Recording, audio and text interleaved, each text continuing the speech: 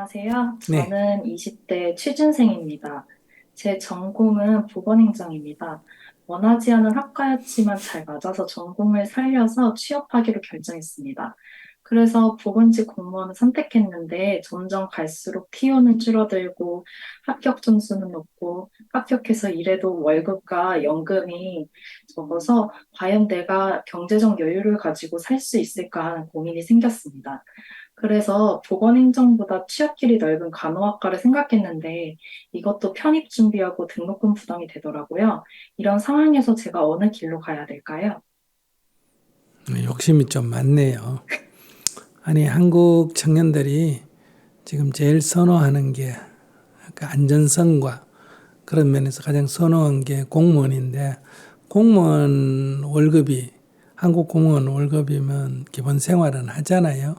그런데 그거 돈이 적다. 이렇게 생각한다면, 자기 지금 모순이잖아요. 그 공무원도 서로 하려고 해서 점점 합격 점수가 높아져서 자기는 합격하기가 어렵다 이런 우려를 함과 동시에 또 해봤자 월급까지 몇 푼 안 되는데 그거 갖고 뭐 넉넉하게 살 수 있나 이런 생각을 하니까 자기 뭐를 얼마나 세상에 기여한다고 자기한테 풍족하게 살 수 있도록 월급 준 사람이 어디 있어요 이 세상에. 그건 너무 좀 터무니없는 욕심이에요. 그러니까 지금 우리 한국 사회에서 공무원 월급은 개인 사업을 하거나 돈 많은 사람에 비해서는 적지만은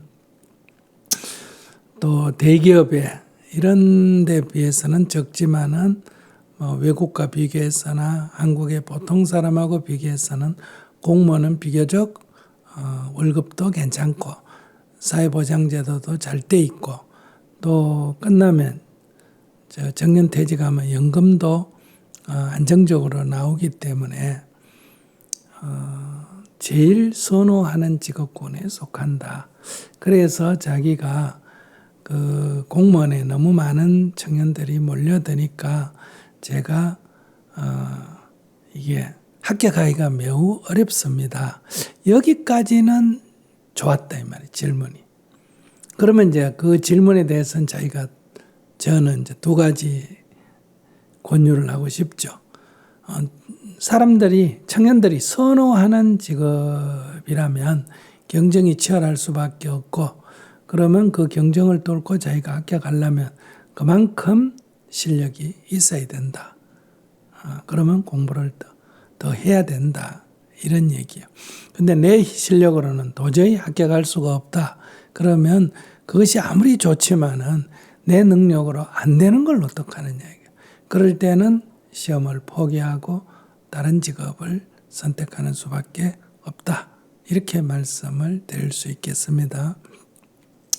그런데 공무원이 돼봤자 그 월급 몇 푼 안 돼가지고 넉넉하게 생활하기 어렵지 않느냐.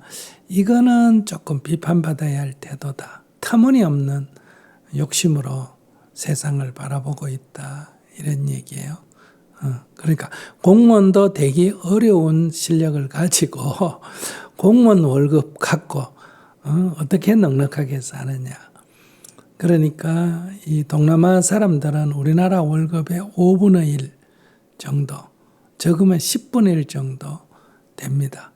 보통 월급이 100불 미만이거든요. 근데 지금 우리는 조금 뭐 제대로 반대가 한 300불 정도. 그러니까 10만 원에서 30만 원 사이 정도 되는데 우리는 암만 못해도 200만 원 넘잖아요. 그런데 공무원 월급 갖고 무슨 넉넉한 생활을 하겠느냐. 넉넉하다는 기준이 어느 정도냐 이런 얘기예요. 밥만 먹고 살면 되느냐. 온갖 해외여행도 하고 온갖 걸 해야 되느냐. 그러니까 그것은 한 10년 모아가지고 저축을 해놓고 그걸 가지고 어떻게 여행을 한번 한다. 이건 되지만은 아무 지금 세상에 귀한 바가 없고 어릴 때는 부모가 도와주는 것 같고 생활을 했고 지금은 이제 사회에 나왔으면 한 10년 정도 묵묵히 일을 해서 자기가 돈을 모아서 그렇게 여행을 하든지 취미 생활을 한다면 이해가 되는데 아무것도 아직 세상에 기여한 바가 없으면서 벌써 넉넉한 생활을 꿈꾼다. 이거는 세상에 임하는 자세가 제가 볼 때는 올바르지 않다. 북한에서 오거나 이런 분도 그렇거든요. 늘 북한에 충성하다가 북한에서 온갖 일을 다 하다가 대한민국에 와서 받아준 것만 해도 시민권을 준 것만 해도 감사하게 생각해야 되는데 여기 오니까 차별한다. 여기 오니까 언제 벌어가 나도 저렇게 소비하고 사느냐. 뭐 이런 식으로 생각하는 것은 우리가 그들의 어려움을 돕는 건 좋은데 그런 인생의 자세는 바람직하지가 않다. 여기 와서 2, 3년도 안 돼가 벌써 정부 욕하고 비판하고 이런 것도 맞지가 않다. 적어도 여기 와서 한 10년간 묵묵히 일하고 한 10년간 세금 내고 그 다음에 이제 한국 사회에 대해서 문제가 있으면 비판을 하기도 해야 할 수 있다 이런 얘기예요. 어제까지 적대적인 나라에서 거기에 충성하다가 와가지고 갑자기 여기 와가지고 얼마나 많은 사람들이 지난 50년간 노력해서 경제적으로 부유함을 만들고 얼마나 많은 사람이 투쟁을 해서 감옥에 가고 죽고 해서 민주사회를 이룩하고 평화를 지켜왔는데 아무런 기여도 하지 않는 사람이 와서 비판부터 한다. 이것도 올바른 자세가 아니다. 그래서 저는 젊은이들을 위해서 우리가 젊은이들의 어려움을 해결하기 위해서 많은 관심을 갖는 건 맞지만은 젊은이들도 우리가 대한민국, 지금 대한민국 여기까지 올 동안에 아무런 기여도 한 게 없잖아요. 경제 성장에 기여한 것도 없고 민주화에 기여한 것도 없고 뭐 한류를 발전시키는 데 기여한 바도 없잖아요. 그러면 이제 쭉 혜택만 받고 공부를 해서 졸업을 했으면 한 10년은 이 세상에 무슨 일이 있는지 노력해서 기여를 해야 되겠다. 그러고 나서 뭐 얘기를 해야 되지 않느냐. 이렇게 얘기하면 꼰대 같은 소리를 한다. 이렇게 생각할지 모르지만은 저는 그런 자세가 돼야 되지 않을까. 이렇게 생각해요. 그래서 뭐 공무원 월급 받아가 어떻게 넉넉하게 사느냐. 이거는 정말 잘못된 생각이다. 이건 제가 비판적으로 좀 말씀을 드리고요. 그러나 앞에 이제 공무원 쪽으로 자꾸 사람이 몰리니까 경쟁률이 높아질 수밖에 없고 그러면 자기가 공부를 좀 더 집중적으로 하는 수밖에 없다. 이렇게 생각하고요. 간호사의 일이 월급은 조금 얼마나 많은지 모르지만은 지금 요즘 옛날에 좋은 직장 중에 요즘 와서 3D 업종에 속한다고 자조적으로 얘기하는 직업군이 있는데 그 가운데 하나가 간호사입니다. 교사도 요즘 그렇게 들어갑니다. 사회보장 시스템에 이런 거는 굉장히 좋고 경쟁률도 높잖아. 그죠? 근데 막상 교사를 하면 요즘 아이들이 애를 집에서 하나 나가 제 맘대로 키우고 학교를 보내놔서 교사를 막 욕하고 머리채를 휘감고 말도 안 듣고 수업 중에 지 맘대로 하고 이래서 특히 이제 20대 교사 이렇게 전형생들은 정말 힘들어합니다. 그런 것처럼 이 간호하는 일도 정말 즐거운 마음으로 봉사정신을 하면 괜찮은데 그 자체는 날 하루 종일 환자를 돌봐야 되잖아. 그죠? 건강한 사람을 지내는 게 아니라 늘 환자들 돌보고 환자는 늘 신음소리하고 불평하고 그러잖아. 아프니까. 그런 사람을 늘 웃으면서 돌본다는 거. 이거 사실은 옛날에 우리가 살기 어려울 때 월급을 많기 때문에 한다 하니까 하지. 요즘같이 여러분들이 편안하게 집에서 청년 시절을 보내고 나서 이 직업을 하다가 그만두는 사람이 굉장히 많습니다. 그리고 또 같은 직업군에 평등하지가 않아요. 의사하고 간호사는. 같은 의료 종사자잖아. 그죠? 같이 대학 나오고 같이 의료 종사하는데 이건 마치 상전을 모시고 있는 것 같은 이런 평등하지 못한 관계에서 일을 할 때 요즘같이 평등성의 교육을 받고 자라는 사람들은 그것도 굉장히 어려운 일이라고 그래요. 그러니까 보건행정하는 것보다 간호사가 더 어려운 일을 하니까 더 월급이 많을 수도 있다. 그리고 간호사들의 얘기를 들어보면 거기도 또 갑질하는 문화가 굉장히 많대요. 그래서 하소연을 하거든요. 제가 정문적서를 가보면 이 세상에 어디든지 남이 볼 때 좋아 보이지 직접 해보면 쉬운 게 하나도 없다. 이렇게 말씀드리고 그냥 막연히 공무원 되는 것보다 보건에 대한 전문적인 그런 걸 익히고 아마 시험을 치면 그냥 공무원 되는 것보다는 제가 볼 때는 합격할 확률이 더 높지 않느냐.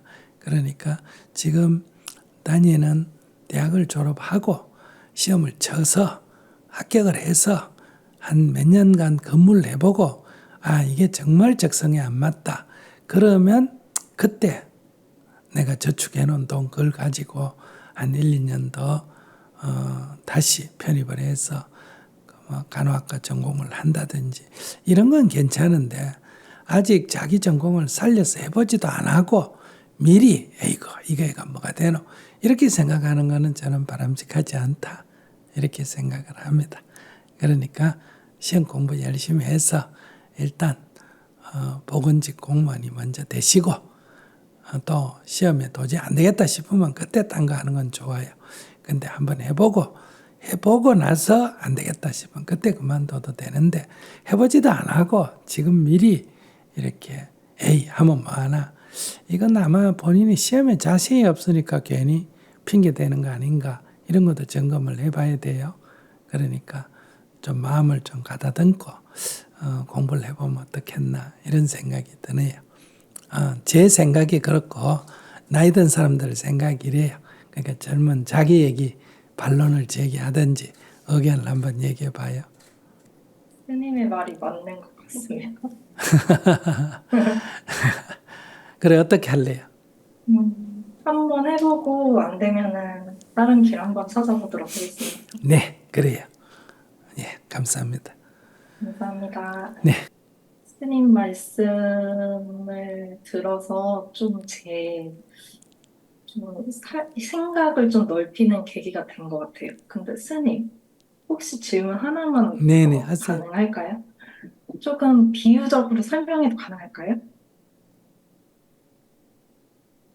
얘기하세요. 무슨 질문인데? 아, 제가 높은 산을 올라가려고 해요.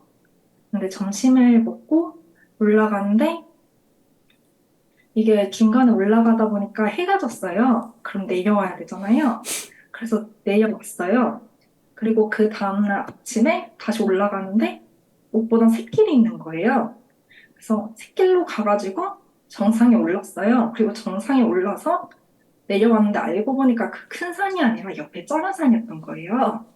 그러면은 원하던 목표를 가고 싶었는데 예상치 못한 곳에 갔을 때는 어떻게 해야 될까요? 그 원하던 목표에 다시 올라가기 위해서. 예상치 못하게 간다고 갔는데 다른 산에 올라갔으면 올라가 보고 아니네 싶으면 다시 내려가서 다른 산으로 가면 되지. 근데 지금 내가 지금 올라가고 있는 중에는 이게 내가 목표란 산인지 아닌지를 알 수 없잖아요. 그건 올라가 봐야 알지. 그럼 시간이 조금 더 들지 뭐 작은 산 하나 정복하고 또 큰 산 하나 정복하면 되지. 그건 잘못됐다 시간 낭비했다 이렇게 생각하는 건 옳지 않아요. 이미 지나버렸잖아. 이미 작은 산에 올라가 버렸는데 내가 후회하면 뭐예요? 딴 사람은 하나밖에 못 가는데 나는 2개 가네. 이렇게 자기가 한 행위를 긍정적으로 받아들이고 뭐 크고 작고 그게 뭐 중요하냐. 작은 산에 올라와서 넓은 세상을 봤으면 됐지. 큰 산에 올라간다고 뭘 더 멀리 보이겠냐. 보이면 얼마나 더 보이겠냐. 됐다 막 이렇게 만족하는 수도 있고 아니다. 나는 큰 산에 올라가서 더 멀리 봐야지. 이러면 내려가서 좀 장비를 더 준비를 해서 다시 큰 산을 향해서 새로 출발해서 올라가면 되지. 감사합니다. 네. 그래도 웃으면서 얘기하니까 다행이에요. 내가 좀 사실은 좀 정문적설에서 이렇게 쫑꼬를 주면 안 되는데 오늘 두 분은 내가 쫑꼬를 좀 탁 좀 줬어요. 정신 좀 차리라고. 그런데도 웃으면서 받아줘서 감사드립니다.